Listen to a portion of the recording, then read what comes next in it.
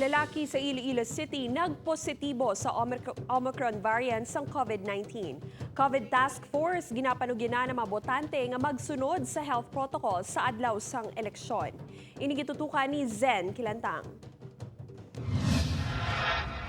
Ginkumpirma sang Iloilo City COVID-19 Task Force nga may 38 anyos nga lalaki, residente sang harong nga nagpositibo sa Omicron variant sang COVID-19. Ang pasyente ang na-admit sa Western Visayas Medical Center kagkahapon, May 5, nag-abot ang resulta sang test sini nga positibo ini sa virus. Sunod sa COVID team, ang pasyente ang may comorbidity kag katingalahan nga natapikan sang virus bisan pa nga wala ini nagagwa sa ila balay. Nagpatigayon na sang contact tracing ang City Epidemiology and Surveillance Unit sang City Health Office agud ma-isolate gilayon ang mga nakaupod sini.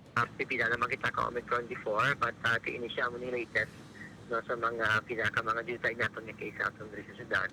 But so far na-isolate na ini siya, no, na-contact trace, kag nakagahandak naman natin nga seso sang backtracking no, sang iya nga case.